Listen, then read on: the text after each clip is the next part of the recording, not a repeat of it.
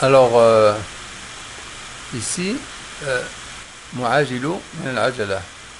Alors, ça veut dire que celui qui, en fait, se prend pour précipiter, en fait, se précipite pour quelque chose, eh ben, c'est ce qu'on appelle le mu'ajil, précipiteur. Alors, c'est celui qui, en fait, ça provient donc, de la racine al-ajala, donc la précipitation, c'est le fait donc de ne pas attendre que la chose donc soit donc prête pour donc, mais c'est vouloir le faire avant son temps, et ça fait partie du shaitan. C'est le shaitan qui fait précipiter les gens au lieu d'attendre à avoir la patience que la chose donc soit vienne donc en son temps. Non, il le précipite, comme le prophète sallam le dit. C'est la précipitation, en fait, provient du shaitan. Contrairement à l'ana, l'ana c'est d'attendre, il faut avoir la patience d'attendre à ce que les choses soient faites en son temps. Cette anat, elle est d'Allah. Ceci, donc, comme c'est dit dans Jami' al-Tirmidhi,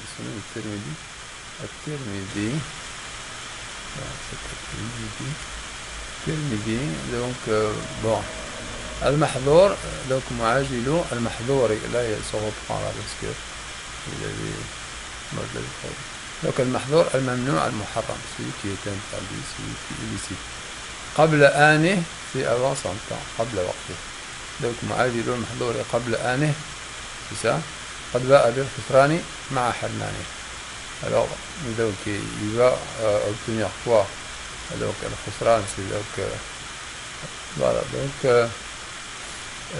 il va avoir que la perte, et donc en plus que il va se priver donc de la chose qui s'est précipitée. Yani ba'a et raja'a. Ba'a yani raja'a bil khusran wal hirman a'yadun billah. C'est-à-dire il va récolter en fait que la perte et la privation. C'est ce que ça veut dire. Alors là, l'autre vers. وإن أتى التحريم في نفس العمل شرطه ذو فساد وخلل. Alors ça c'est une règle nouvelle qui الشيخ رحمه الله بهذا يشير إلى قاعدة أكثر ما يقدرها الحنابلة وهي أنه يقتضي الفساد. Alors ici le cheikh il désigne en fait une règle qui est très considéré chez les Hanbali en fait, et qui est formulé autrement, c'est lorsque le législateur en fait interdit une chose, et cela entraîne que cette chose-là est donc non valide, donc elle ne va pas avoir donc son effet, donc elle est non valide. يعني إذا كان الإنسان مارس معاملة معينة لكن النهي الشرعي يطرأ عليها على ذاتها وعلى شرطها فإن هذا العمل يعتبر باطلا ويعتبر فاسدا. والدليل على هذا قول النبي صلى الله عليه وسلم من عمل عمل ليس عليه أمرنا فهو رد. Alors ici il dit ce qui veut dire, il explique un peu cette règle. Si quelqu'un fait une opération quelconque, bien précise, mais que cette opération a été interdite par le législateur, alors soit interdite en elle-même, soit interdite parce que l'une de ces conditions le sont, c'est-à-dire c'est interdit, alors cet acte, cette chose-là qu'elle a fait, cette chose-là, elle est considérée comme non valide. Donc, batela ou tabaru fasida. Donc, non valable et non valide. Et la preuve en est que le prophète a dit celui qui fait quelque chose qui n'est pas considéré dans notre dîne, amarona, c'est-à-dire notre religion, ben il est retourné donc, sur lui, donc on la repousse, donc on ne la considère pas, donc elle n'est pas valide. فالنهي لما يطرأ على العمل هل هذا العمل عليه أمرنا الجواب. Alors le nahi, quand elle touche un axe, on demande est-ce que cet acte-là est un axe considéré dans notre religion. Alors Alors non, le jawab non, pourquoi? Parce qu'il y a eu donc un nahi, et donc s'il a été interdit, il ne peut pas en même temps être quelque chose de notre religion. Alors الجواب لا, donc la réponse est non. وبالتالي يكون هذا العمل مردودا باطلا فاسدا, et par conséquent cet acte-là, cette chose-là va être retourné contre la personne qui l'a fait, et elle n'est pas valide, et il est donc non valable, donc non considéré. Donc, alors exemple, فلذلك لو أن رجلا أراد أن يصوم وأراد أن يقضي صياما واجبا في حقه أو إن اشتتم رقبته مثلا فذهب وصام يوم العيد, هذا العمل لا يصح لأنه هناك نهي عن صيام يوم العيد. Alors, il donne ici un exemple. Si quelqu'un voudrait donc jeûner, soit jeûner donc une obligation, soit jeûner en fait un jeûne qui a été reporté, soit qu'il avait fait donc un nadr et qu'il devrait donc jeûner pour ça. Alors, et s'il fait donc le jeûne le jour de l'Aïd, lors de la fête, ceci n'est pas valable. Pourquoi? Parce qu'il y a une interdiction qui interdit de jeûner le jour de l'Aïd. Alors donc, le fait que il y a interdiction de jeûner le jour de l'Aïd, l'acte qui consiste à jeûner pendant le jour de l'Aïd, il n'est pas valable. Alors, un autre exemple, مثال, لو أن إنسانا صلى في ثوب مغصوم في أرض مغصوبة أو لبس الحرير وصلى, فنقول الصلاة صحيحة لكنه آثم. لماذا? Alors, si prend notre exemple, si quelqu'un prit dans un tissu, en fait, un habit qu'il avait donc pris de force, par force à quelqu'un, et qu'il a fait bien sûr cette prière-là dans une terre qui a été donc enlevée à quelqu'un par force, ou bien qu'il a donc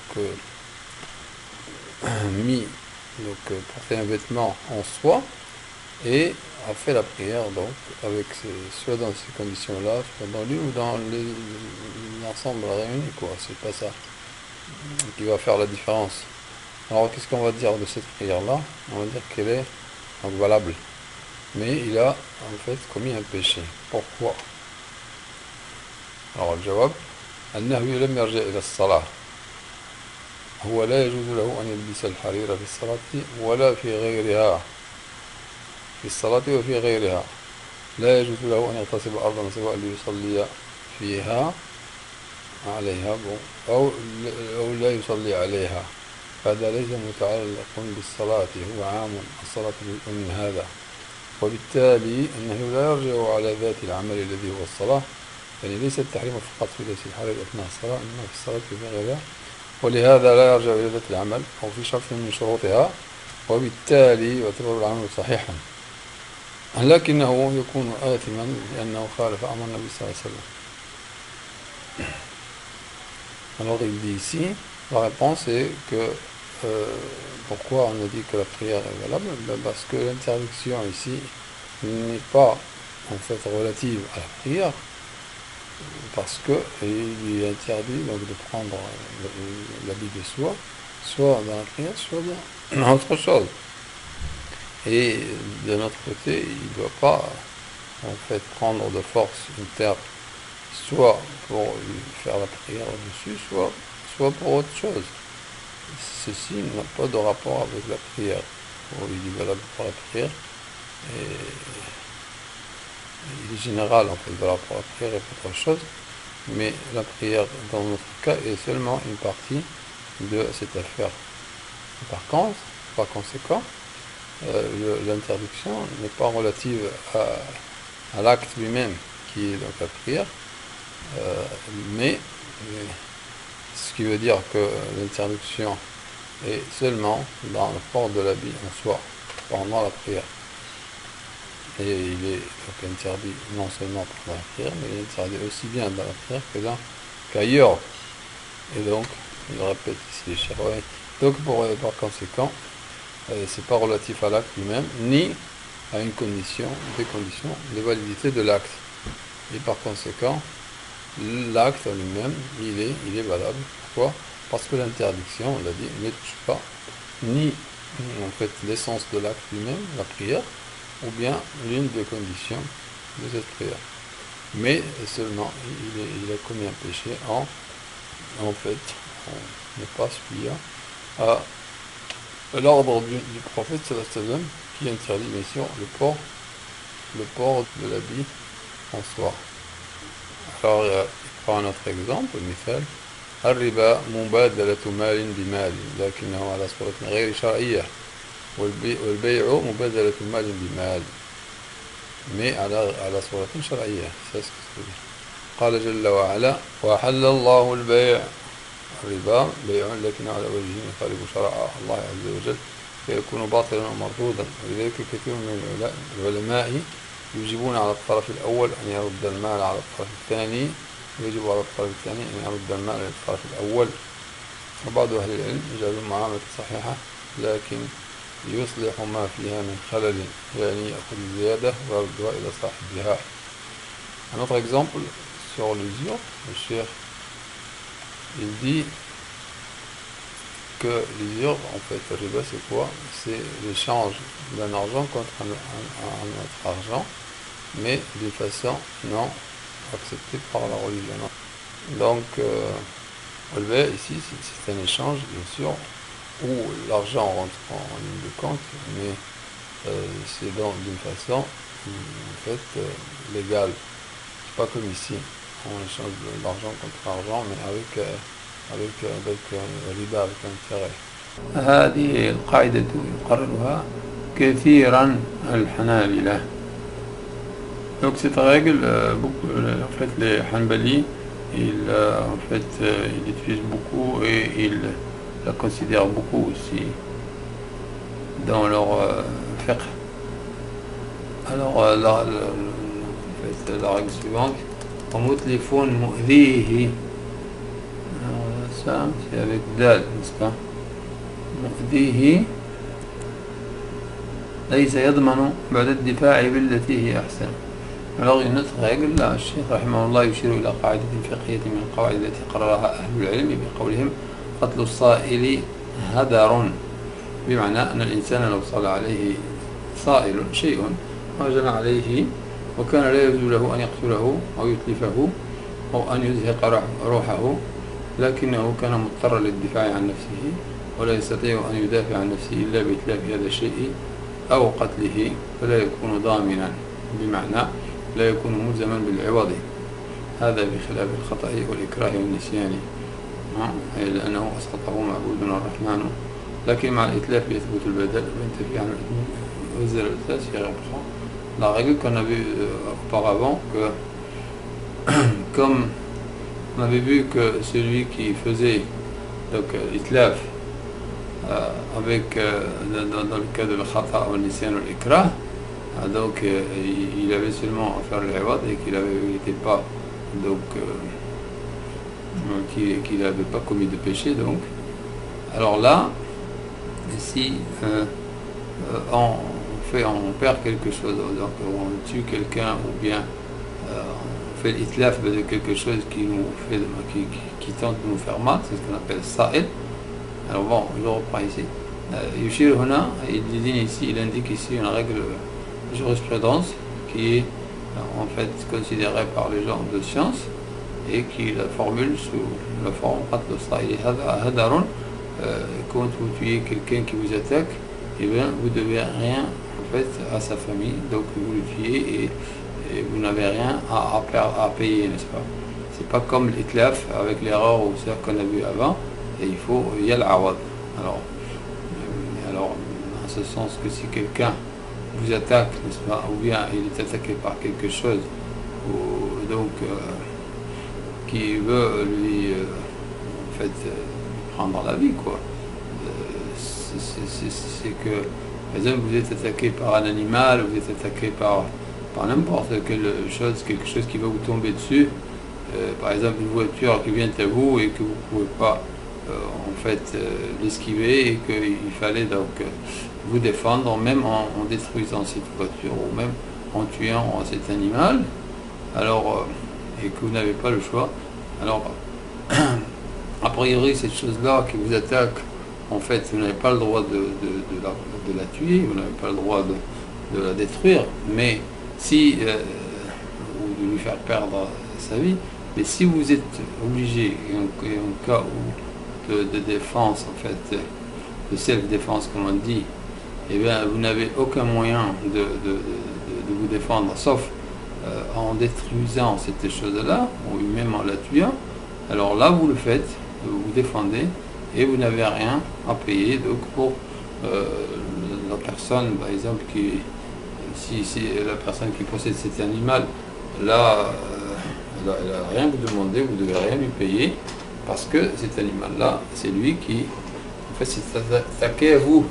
Ou bien c'est quelque chose, par exemple, je prends l'exemple de voiture donc c'est un gosse qui la conduisait et il l'a laissé, donc en fait comme ça descendre à une côte et qui vient à vous et que vous êtes coincé, vous ne pouvez pas donc l'esquiver. Si vous faites quoi que ce soit qui fait que ça détruit cette chose-là, vous n'êtes pas dans le besoin de remplacer, comme on l'était dans le cas de khata, ou de l'erreur, ou bien de l'ikra, comme on l'avait dans cette règle-là auparavant.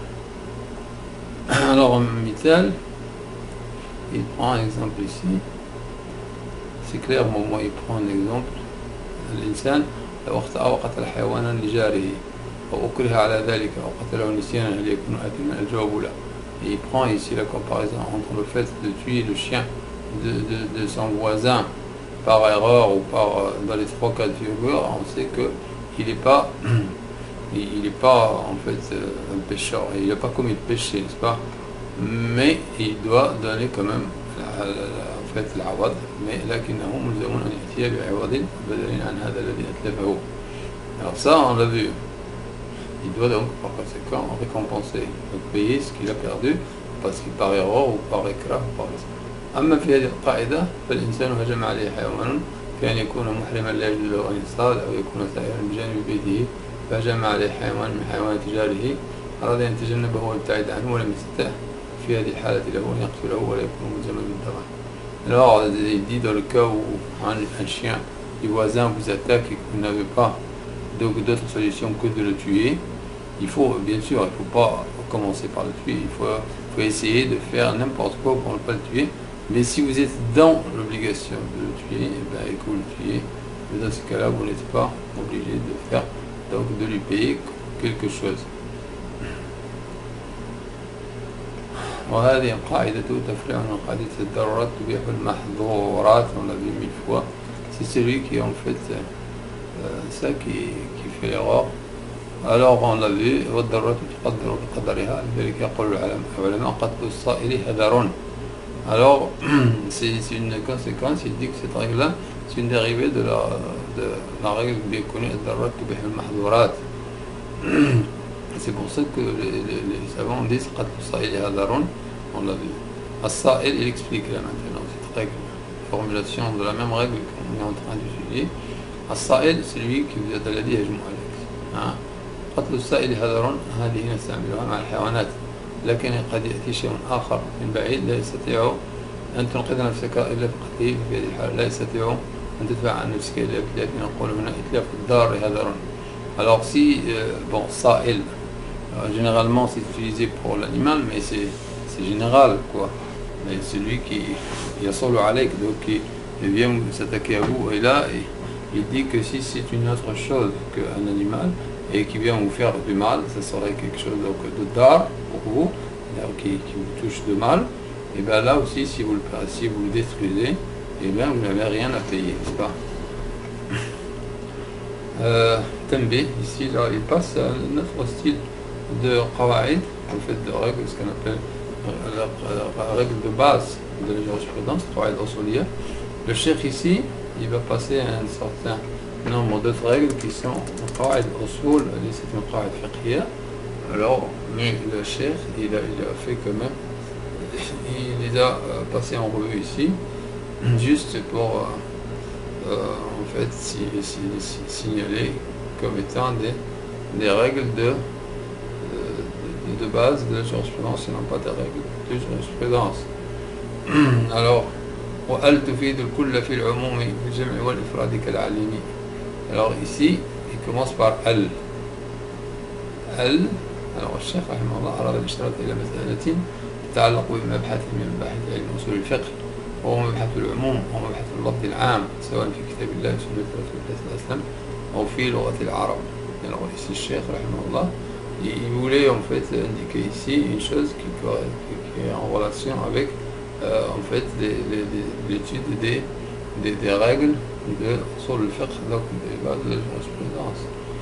Et cette recherche-là, elle se fait au niveau de la généralisation et en fait, des termes qui sont généraux, donc qui visent en fait à exprimer une chose générale, que ce soit dans le livre d'Allah ou dans la sunna du prophète ou bien dans la langue des Arabes.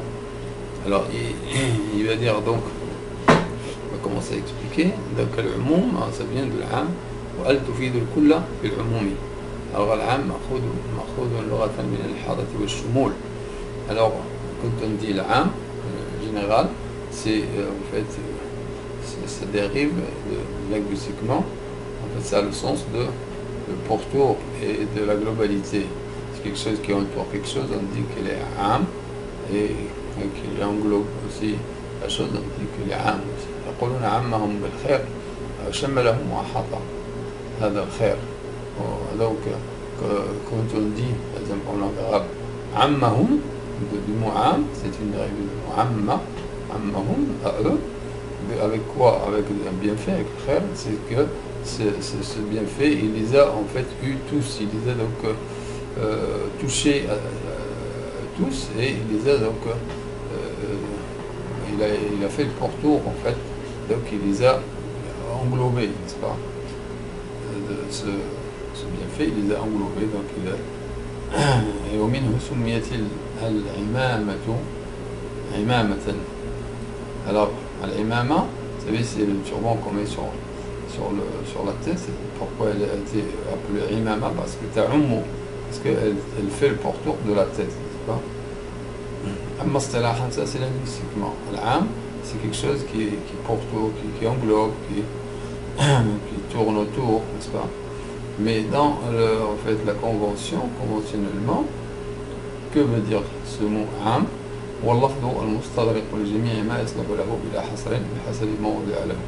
Alors c'est le mot qui en fait touche tous les éléments pour lesquels il a été donc cité au début, sans aucune limitation. Alors si on veut dire, on va essayer d'un exemple, ce que ça veut dire cette règle-là. Donc c'est un mot qui vise tous les éléments qui sont en fait qui sont considérés par ce mot-là, sans aucune en fait exception. Il vise la globalité des éléments qui rentrent en fait sous sa nomination. Et il a beaucoup de العام له صيغ كثيرة أوصلها بعض العلم إلى 250 لفظا منها ما هو متفق عليه ومنها ما مختلف عليه. Ici, sur le nombre des expressions qui veulent dire en fait des mots qui veulent dire la globalité, la généralité, il y a un certain nombre de savants qui ont dit que ça va jusqu'à 250 mots qui en fait signifient cette généralité. Et il y en a parmi ces mots où les savants sont d'accord dessus, parmi eux où on n'est pas, ils ne sont pas d'accord. الشيخ رحمه الله في هذه المنظومة ذكر عددا من ألفاظ العموم التي اتفق عليها أهل العلم، وهي نفس الألفاظ التي أشار إليها ابن قدامة رحمه الله. Alors ici, le Cheikh رحمه الله, dans cette منظومة, dans cette prose, il a cité un certain nombre de mots donc généraux, qui visent la généralité, pour lesquels les savants ont été d'accord. Et ces mots-là, ce sont les mêmes qui sont utilisés par Ibn Qudama al-Maqdisi, rahimahullah, Hanbali, bien sûr. Et le Cheikh aussi, Sa'di, Hanbali aussi. وَأَلْ تُفِيدُ الْكُلَّ فِي الْعُمُومِ يعني الاستغراقية تفيد كل ما يدخل تحتها يعني فيها. quand on dit elle, eh ben, elle désigne tout en fait ce qui touche en fait le mot considéré de façon générale. يعني الاستغراقية parce que il y a différentes il y a العهدية التعريفية الاستغراقية. Donc ici استغراقية ça veut dire que ça englobe, ça touche tout en fait ce qui a une relation avec donc, le mot considéré. Alors tout ce qui rentre sous cette appellation-là, il est donc touché par cette al, en fait, al-istighraqiyya. Alors, par exemple, et ceci, en fait, al-tufidu kulla fil umumi fil jam'i wal ifradi kal-alimi. Donc c'est aussi bien dans le cas du pluriel que dans le cas du singulier, comme quand on dit al-alim. Al-alim veut dire tout ce qui est alim. Mais مثل قول النبي عليه الصلاة والسلام المسلمون على شروطهم. Alors ici, il donne un exemple du dire du prophète sallallahu alayhi wa sallam al-muslimuna. Muslimuna c'est pluriel, donc c'est le premier cas, fait le jama' dans le cas du pluriel, et il va voir dans le cas du singulier. Donc quand on dit al-muslimuna ala shurutihim, alors qu'est-ce que ça veut dire? Il explique ici al-dakhalat ala al-jama'. يدخل في هذا كل مسلم ملزم بالشرط. Alors il dit que al ici, al-muslimuna, muslimuna c'est beaucoup de musulmans. Quand on dit al, ça veut dire qui? Quel musulman on désigne? Eh bien, tous les musulmans, sans exception. C'est ça qui veut dire al-istighraq, ça touche tout ce qui est sous cette appellation-là de musulman, n'est-ce pas?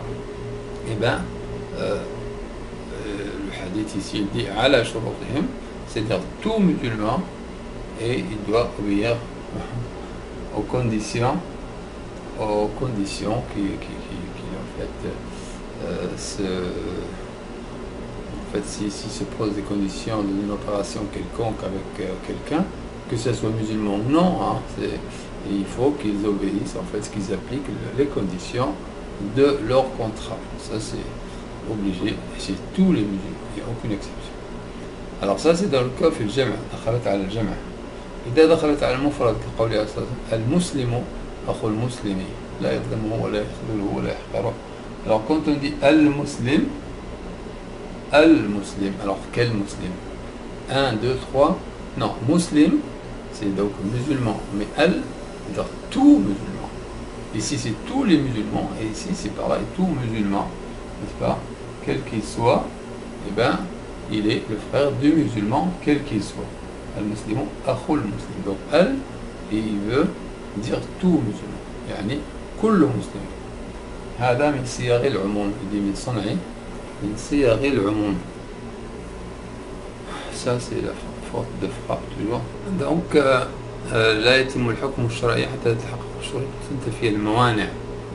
Et il est possible en fait de donner un jugement que si les conditions sont réunies et que les obstacles sont relevés. Parce que on va voir comment ça dans l'exemple. مثال لو أردنا أن نحكم على إنسان أنه كافر. alors كلمة كافر حكم شرعي لا نطلقه بعد أن تتحقق الشروط وتنتفي الموانع. Alors ça veut dire, il prend un exemple qui est assez courant d'ailleurs malheureusement, que si on voudrait donner, n'est-ce pas, un jugement sur quelqu'un, une personne, et par exemple on va lui dire qu'il est mécréant, kafir. Alors le fait de dire que cette personne-là est kafir, c'est un jugement, c'est un jugement donc légitime, et ceci ne peut être en fait donné que si on s'assure que toutes les conditions sont réunies et que tous les obstacles sont relevés. Alors qu'est-ce que ça veut dire ça? بمعنى الشروط تجتمع. Ça veut dire quoi que les conditions sont réunies? Eh bien on dit, نقول هذا بالغ عاقل مكلف مختار وقع في الكفر العملي.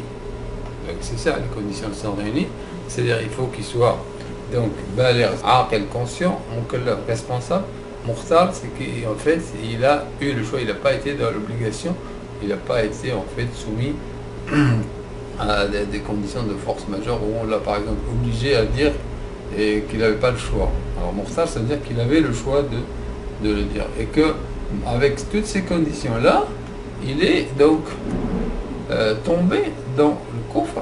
Quel kufr pratique? Parce que le kufr i'tiqadi, ça on ne le sait pas. Ça c'est entre lui et donc et Allah, c'est interne. On ne peut pas, nous, en fait,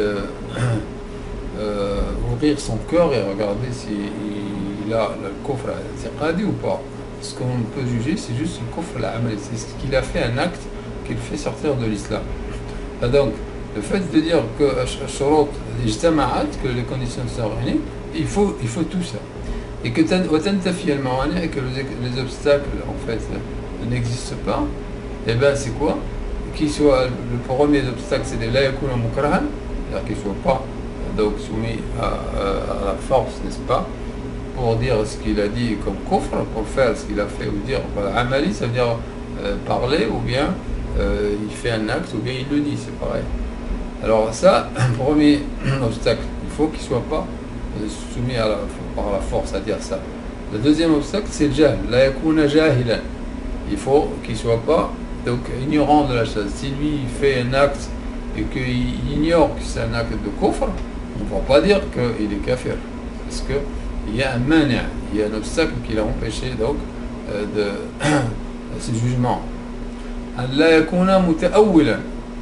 C'est-à-dire que si lui il pense que c'est ça l'explication en fait du verset sur lequel il s'est basé pour faire ce qu'il a fait comme ce que nous avons nous jugé que c'est un kufr amali, que pour lui non, il avait considéré que c'était pas un kufr amali parce qu'il a en fait expliqué le verset ou le hadith d'une façon différente de nous, et de telle sorte que pour lui cet acte qu'il avait fait n'est pas un kufr, n'est-ce pas?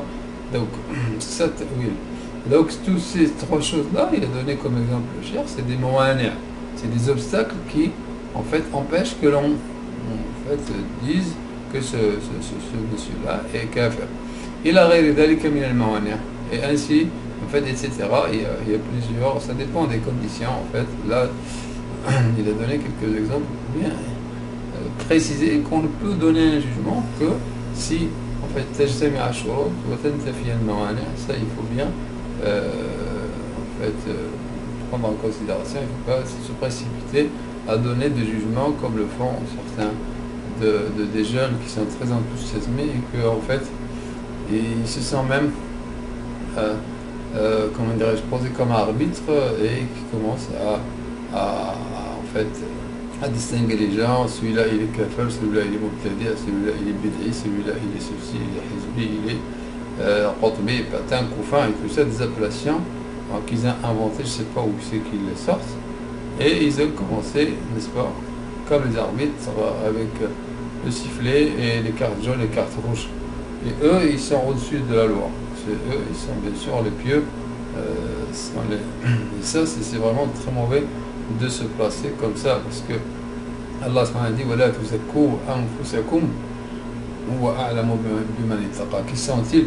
Pourquoi eux ils commencent à juger les gens, et de quel droit? Il n'y a pas de clergé, est-ce que je sache, dans l'islam il n'y a pas de pape, dans l'islam il n'y a pas des gens qui sont au-dessus de la loi. Si le prophète sallallahu alayhi wa sallam dans hadith al-Bukhari il dit Wallahi la adri wa ana Rasulullah sallallahu alayhi wa sallam ma yuf'alu bi, lorsque une femme de l'Ansar avait dit pour Uthman Mad'oun, il lui a dit Akramak Allah, il lui a dit qui c'est qui te dit qu'Allah l'a en fait favorisé, et ben Wallahi wa ana Rasulullah, il jure le prophète sallallahu wa ana Rasulullah la adri ma yuf'alu bi, moi qui suis le prophète, je ne sais pas ce qu'on va faire de moi, ce qui va en advenir de moi. Alors comment toi tu oses dire de Uthman ibn Mad'oun, quand même, c'est pas n'importe qui. Et le prophète en plus, le prophète il sait pas. Alors elle a dit cette femme, elle a dit Wallahi la uzakki ahadan ba'dahu. Et c'est un compagnon, il est bien connu, le prophète et tout ça, et le prophète il ne peut pas faire tazkiyah pour lui-même. Alors comment peut-on arriver à dire que celui-là il est ceci? Nous, on se place au-dessus des gens et commence à leur donner des étiquettes, celui-là, il est ceci, il est cela. vraiment, c'est pas en fait, c'est pas conseillé. Moi je conseille tous les jeunes à essayer de ne pas se placer dans cette position-là. Allah il va pas vous poser, il va pas vous dire qu'est-ce que vous pensez de celui-là, est-ce que vous avez pris position contre celui-là.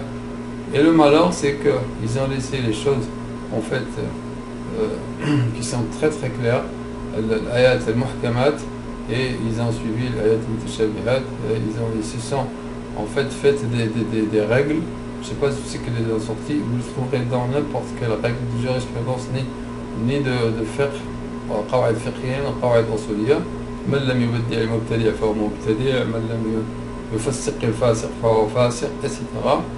Et subhanallah, ils en ont fait tout un mode de vie, et tout leur boulot c'est ça, c'est de s'attaquer aux musulmans, rien qu'aux musulmans, rien qu'à al-Sunnah d'ailleurs. Ils ne s'attaquent pas aux chiites, ils ne s'attaquent pas aux ahbaj, ils ne s'attaquent pas aux tablir, ils s'attaquent rien qu'à al-Sunnah, et ils tirent dessus, et donc leur boulot c'est de flinguer les savants. Celui-là il est hizbi, celui-là il est qutbi, celui-là il est ceci. Et c'est des nains, c'est des gens qui ne savent même pas leur main droite de la main gauche, ils ne savent même pas lire la Fatiha correctement, ils ne savent même pas ce que c'est qu'un fa'il et maf'ul, ils ne savent même pas ce que c'est qu'une règle, la différence entre règle de jurisprudence et une règle de usuliyya. Ils ne savent rien, et seulement ils suivent des savants soi-disant. Et ces savants-là, qui c'est qui a dit qu'ils sont savants? Qui c'est qui leur a donner tezkiya? On n'a pas de pape ici en islam qui donne tezkiya à tout le monde, parce que c'est lui qui donne tezkiya. Si le prophète sallallahu alayhi wa sallam ne peut pas se faire tezkiya à lui-même, et que la femme ne peut pas faire, après il dit wallahi la uzki ahadan, ne peut pas faire tezkiya à Uthman ibn Mad'un radiallahu anhu, ne peut pas Omar ibn Khattab et Abu Bakr. Il se dit s'il y a demain quelqu'un qui se dit tout le monde rentrerait au paradis sauf un, j'aurais peur que ce soit moi. Des gens qui sont parmi les l'ashara al-mashhud lahum bil-jannah, ils ont peur, ils tremblent qu'ils ne vont pas aller. Ils ont peur de se dire que nous, on est zakuna anfusahum. Alors que des petits nains, vraiment qui viennent de rentrer à l'islam, de se convertir, 2 jours, ils commencent tout de suite à vraiment passer leur temps à se dire celui-là il est ceci. C'est vraiment, il faut être très prudent, il faut regarder s'il y a shurut mujtami'a, mawani' muntafiya, et c'est pas à eux, c'est aux gens de science, des très grands savants qui, si le besoin se fait sentir, si vraiment on pose la question que ce quelqu'un là, est-ce qu'il est coiffé ou pas, c'est à eux de dire que ils ont, mais que nous, des gens normaux comme ça, commencent à vraiment jouer le rôle d'arbitre, ça c'est mal placé. الصلاة صحيحة حكم شرعي لا بد أن ننظر إلى شروطها، هل أتى الإنسان بشروطها، هل أتى بأركانها، ثم هل الموانع انتفت. لو أن إنسانا توضأ واستقبل القبلة وأخذ سترته وكبر تكبيرة الإحرام وأدى الصلاة من أولها إلى آخرها، الأصل أن صلاته صحيحة. Alors, il dit, on prend un autre exemple, c'est lorsqu'on veut juger si la prière de quelqu'un est correcte et qu'elle est suffisante, qu'elle a en fait a été une prière donc suffisante ou pas. Et bien il dit le fait de vouloir savoir si la prière est correcte ou pas, c'est un jugement légitime. Alors on devrait tout d'abord regarder si les conditions sont réunies et si les obstacles sont en fait absents. Est-ce qu'il a fait les conditions? Ici l'arkan, je ne vois pas pourquoi il parle de l'arkan, parce que les conditions, c'est là. Alors, c'est pas ça, c'est l'arkan, c'est la prière en elle-même. Mais il faut regarder déjà si les conditions sont réunies, si c'est les conditions de la prière, ça, il dit ça. Et puis, il faut regarder si les obstacles ne sont pas, en fait, présents. S'il y a des obstacles, eh bien, on va les voir dans le cas de Haïd. Alors, eh bien, s'il fait tout ce qu'il faut, comme shurut, etc., et qu'il fait ça, donc sa prière correctement, alors à la base, cette prière-là, elle est correcte. Mais, lakin al-mar'ata لكن المرأة لو كانت حائضة وفعلت كل ذلك en صلاتها صحيحة. Alors le jawab là, si par exemple il prend le cas où il y a un mania, si la femme en menstruation elle a fait tout ce qu'elle a fait, les conditions et tout, mais qu'elle a fait la prière, est-ce que sa prière est correcte? Non. Pourquoi? Parce qu'il y a eu un interdit, en fait un obstacle qui devait l'interdire de faire sa prière, à savoir la menstruation.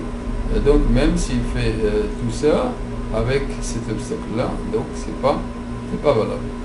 Et then, il revient là, à cette affaire-là, parce que maintenant il y a beaucoup de gens qui se sentent en fait donné comme boulot de faire le takfir, le tabdi' ou le tafsir.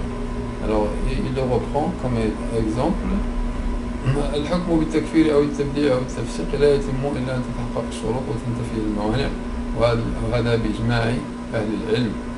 Alors le fait de juger que quelqu'un est kafir ou bien qu'il est mubtadi' ou bien qu'il est fasiq, alors il faut que ça soit réuni donc les conditions et que ça soit les obstacles donc pas présents, en fait absents, et ceci à l'unanimité des savants.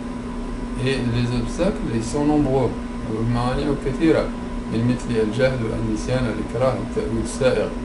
Alors beaucoup de choses en fait qui viennent comme obstacle. Alors par exemple l'ignorance, l'oubli, il est donc forcé à faire ce qu'il a fait, et puis même la malinterprétation qui est valable, qui est en fait plausible en fait.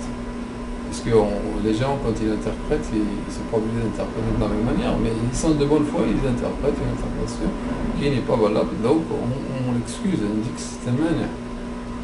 إنسان وقع في بدعة في كفر لكنه وقع ليس عن عناد وإنما بتأويل فهنا يعذر. Alors, si quelqu'un donc est tombé dans une bid'a, et dans une kufr en fait, dans une mécréance, et seulement il est tombé dans ça, non pas seulement parce qu'il a voulu exprès, non, mais c'est parce qu'il a fait une fausse interprétation. Alors celui-là, on l'excuse. Alors il faut bien lui faire la preuve comme quoi ce qu'il avait fait comme ta'wil n'était pas donc un ta'wil correct.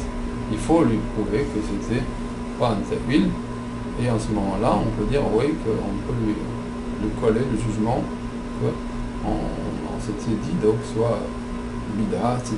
Bon, il y a juste ici une remarque à faire, c'est que beaucoup de gens disent mubtadi'.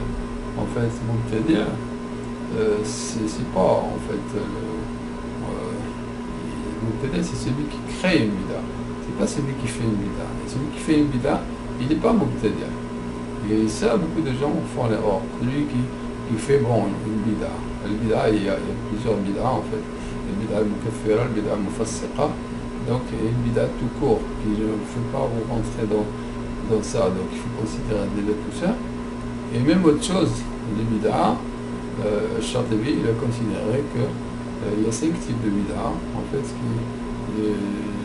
qui reçoivent les 5 jugements principaux, le wajib, le muharram, le mustahab, etc., le makruh. Parce qu'il y a une bid'a qui est wajiba. Par exemple, beaucoup de gens ne savent pas ça, ils croient que toute bid'a, ils vont chercher, ils se basent sur ça, et ils ne savent pas qu'il y a des bid'as qui sont obligatoires, telles que le bid'a de mettre le Coran dans un mushaf. Et vous savez que le Coran n'était pas dans un mushaf. Pourtant le prophète il a laissé dans les papiers, en fait, dans les kawarid, dans les planches, à droite et à gauche, et qu'Abu Bakr, quand il a voulu, sous l'impulsion d'Omar, le regrouper au début, il n'a pas voulu, il a dit c'est une bid'a, le prophète n'a pas fait ça, pourquoi je ne vais pas le faire? Et il fallait attendre que quand ça a commencé, l'État islamique à s'élargir et que les gens ont commencé à avoir donc, des différences sur la lecture du Coran, il était obligé de regrouper le Coran. Donc on a un seul Coran qui est appelé le Coran le Mushaf al-Imam, et il était obligé de faire ce Mushaf. C'est une bid'a obligatoire. Sinon le Coran aurait été... Donc, et les gens ils ne savent pas ça. Une bid'a, c'est pas comme ça, bid'a mubtadi', ça sans savoir ce que c'est. Subhanallah. وهذا يحتاج من الإنسان الجواب bien sûr il faut تتحقق شروط تنتفي الموانع. هذا يحتاج من الإنسان أن يكون على بصيرة الذي يقيم الحجة، لأن الرجل قد يكون جاهلا أو متأولا. Donc il ne faut pas se précipiter, pas donner de jugement sans être en mesure de juger, d'avoir donc la science et avoir la basira, donc n'est-ce pas. Al-Muta'awwil, par exemple, là il va expliquer ce que c'est qu'Al-Muta'awwil. Quand quelqu'un fait une fausse interprétation Al-Muta'awwil, tu ne peux pas repousser en fait sa mauvaise interprétation que par la science. Donc il faut avoir la science. Al-Jahil, la tastati'u an tarfa'a jahlahu illa bil ilm. Quelqu'un qui est ignorant, comment tu vas relever son ignorance? Il faut la science. Donc, bon là il prend d'autres cas. Ça, bon, je crois que ça a été clair, cette affaire-là, n'est-ce pas? Et bon, donc, je crois qu'on aura assez fait pour cette règle-là. Je crois que c'est la fin des règles que fait, donc, voilà, c'est la fin des règles que fait ce cheikh-là, n'est-ce pas? On va continuer les autres règles parce qu'il y a encore d'autres règles. On va les continuer avec un autre cheikh parce que c'est tout ce que j'ai pu relever, en fait, a priori comme texte. Mais on va voir. On va revoir Cheikh Ibn Uthaymin rahimahullah.